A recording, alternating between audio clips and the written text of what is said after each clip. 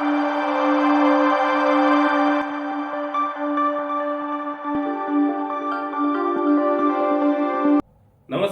నేను మీ Raman Rajesh. MS life 600+ CRS TMT నుంచి ఉత్తమ నిర్మాణ ఛానల్కి స్వాగతం.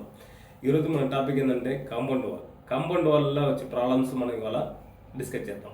అయితే మనం సిటీలో ప్రతి ఒక్కరు ఒక 200 square yard, 100 square yard, 150 square yard మాత్రమే మనం బిల్డింగ్ కట్టగలుగుతున్నాం. సో సమ్ పీపుల్స్ పెద్దగా కూడా కడుతున్నారు. మేజర్గా ఒక 80 to 90% బిల్డింగ్స్ ఈ 150, 200 ఈ రేంజ్లో మాత్రమే బిల్డింగ్లు కట్టడం జరుగుతుంది.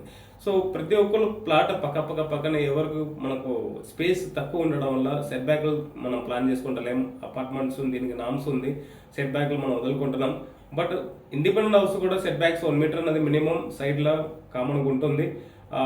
3 సైడ్స్లో ఫ్రంట్ సైడ్ మీకు 1.5 మీటర్ అనేది సెట్ బ్యాక్ ప్లాన్ చేయాలా. బట్ పీపుల్స్ ఏంటంటే స్పేస్ 100 స్క్వేర్ యార్డ్, 150 స్క్వేర్ యార్డ్లో 1 మీటర్ వదిలేస్తే బిల్డింగ్ అనేది చాలా చిన్నగా అయిపోతుంది. రూమ్ సైజ్ మనకు కన్సిస్టెంట్గా అయిపోతుంది, మనకు స్పేస్ అనేది తక్కువ అవ్వడం వల్ల. సో పీపుల్స్ మనం ఏం చేస్తున్నాం, మాక్సిమం కాంపౌండ్ వాల్ దాకా మనం బిల్డింగ్ అనేది తీసుకోవడం జరుగుతుంది.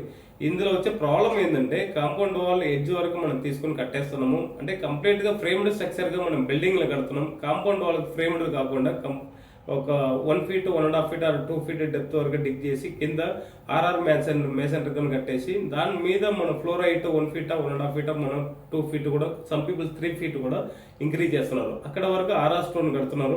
దాని మీద మీకు బ్రిక్ మ్యాసనరీ కట్టడం జరుగుతుంది. దీనివల్ల వచ్చే ఇంపాక్ట్ ఏంటంటే పక్క బిల్డింగ్ వాళ్ళు వచ్చి డికింగ్ చేస్తున్నప్పుడు మన కాంపౌండ్ వాళ్ళకి టచ్ చేసి కంప్లీట్గా మనం డిగ్ చేయడం జరుగుతుంది. దానివల్ల ఏమవుతుందంటే మనం ఆల్రెడీ డిగ్ చేసిన మట్టి లోపల ఉంటుంది, దాన్ని కాంపాక్షన్ చేసి ఉంటాము. సో పక్క బిల్డింగ్లో వచ్చి డికింగ్ చేస్తున్నప్పుడు అది నేచురల్ సాయిల్గా లేదు కాబట్టి నేచర్ గ్రౌండ్ ఆల్రెడీ మనం డిగ్ చేసాం. యువతల పక్క డిగ్ చేసి మనం సాయిల్ ఫిల్అప్ చేసి కాంపాక్షన్ మాత్రమే చేసాం. బట్ నేచర్ సాయిల్ అక్కడ లేదు కాబట్టి మనం సైడ్లో ఇక్కడ డిగ్ చేయగానే ఈ సాయిల్ కొలాప్స్ అవ్వడానికి పాసిబిలిటీస్ ఉంది. ఫర్ ఎగ్జాంపుల్ మనం ఒక 2 feet, 2.5 feet వరకే సైడ్లో కాంపౌండ్ వాళ్ళకు బేస్మెంట్ అనేది తీసుకుంటాం. సో వీళ్ళు డిగ్ చేసేది ఏంటంటే ఒక 5 to 6 feet, some peoples 8 feet కూడా డిగ్ చేస్తున్నప్పుడు ఇది కంప్లీట్గా గాలికి ఉంటుంది. పక్కన ల్యాండ్ నుంచి కొలాప్స్ అవ్వడానికి పాసిబిలిటీ ఉంది. చాలా వీడియోస్ కూడా మనం చూస్తున్నాం, కొలాప్స్ అయి పడినాయి కూడా. సమ్ పీపుల్స్ వర్కింగ్ పీరియడ్ల కింద మనం పక్క బిల్డింగ్లో గుంతల్లో నిలబడి పనిచేస్తున్నప్పుడు ఈ కాంపౌండ్ వాళ్ళు కొలాప్స్ అవ్వడం వల్ల సమ్ పీపుల్స్ డెత్ కేసెస్ కూడా చాలా ఉన్నాయి. దీన్ని అవాయిడ్ చేయాలంటే మనం సింపుల్గా ఒక చిన్న ప్రాసెస్ ఏం చేయాలంటే మనం ఫ్రేమ్డ్ స్ట్రక్చర్ చేస్తున్నప్పుడు బిల్డింగ్ లోపలికి మనం ప్లింత్ బీమ్ అనేది గ్రౌండ్ లెవెల్ వచ్చి చేస్తాం. కింద ఫుట్టింగ్ చేస్తున్నప్పుడే మీకు ఆల్రౌండ్ అవుట్ సైడ్ ఒక బీమ్, చిన్న బీమ్, ఒక 9 inches by 9 inches beam run చేస్తే చాలు. సో అందులో మీకు 12mm 4 rods ప్రొవైడ్ చేసుకుని మనం కంప్లీట్ అవుటర్ సైడ్ ఎక్కడైతే కాలం అవుటర్ లైన్ ఉందో అవుటర్ లైన్లో బీమ్ ప్రొవైడ్ చేసుకోవాలి. ఎందుకు చెప్తున్నా అంటే ఈ కాలం నుంచి మనం డబుల్ రాడ్స్ అంటే కాలం లోపలికి ఒక 3 feet వరకు ఎల్లు కొట్టేసేసి క్యాంటిలివర్ టైప్ మనం బీమ్ తీసుకోవడం జరుగుతుంది. ఇది బీమ్ తీసుకోవడం వల్ల ఏంటంటే కాలం మనం ఈ కాంపౌండ్ వాళ్ళు ఎప్పుడైనా డిస్టర్బ్ అయినప్పుడు కాలం పక్కకు పొజిషన్ చేంజ్ అవ్వకుండా ఉండడానికి మనం ప్రతి కాలంలో టై చేయడం అనేది అవుట్ సైడ్ బీమ్ ఫ్రేమ్ చేస్తున్నాం. సో ప్రతి ఒక్క కాలం నుంచి ఒక cantilever beam type, for example మన సైడ్లో సెట్ బ్యాక్ 1 meter ఉంటుంది. ఈ 1 meter క్యాంటిలివర్ బీము కాలం లోపలికి యాంకరింగ్ అనేది ఒక 3 feet 900 mm మనం యాంకరింగ్ పెట్టుకోవాలా. ఈ క్యాంటిలివర్ బీమ్ మీద అవుటర్ సైడ్లో మొత్తం మనం బౌండరీలో ఒక 9 inches by 9 inches beam run చేయడం అనేది చాలా ఇంపార్టెంట్.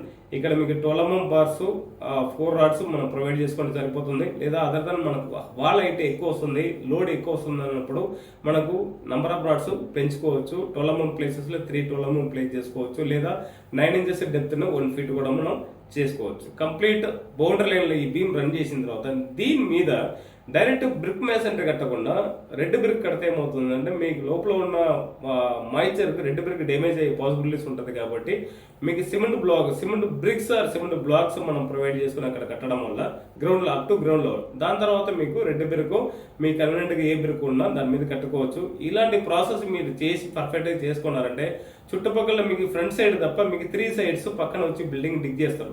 అంటే మీ బ్యాక్ సైడ్ లెఫ్ట్ రైట్లో బిల్డింగ్ అనేది వేరే వాళ్ళు కట్టేటప్పుడు డిగ్ చేస్తారు. అలాంటి డికింగ్ పీరియడ్లో మీ కాంపౌండ్ వాళ్ళ మీద ఎటువంటి ఇంపాక్ట్ పడదు, ఎలాంటి యాక్సిడెంట్ ఉండదు. పక్క బిల్డింగ్ వాళ్ళు కూడా ఇలాంటి డిగ్ చేస్తున్నప్పుడు పెద్ద మేజర్ ఇష్యూస్ ఏమి ఉండదు.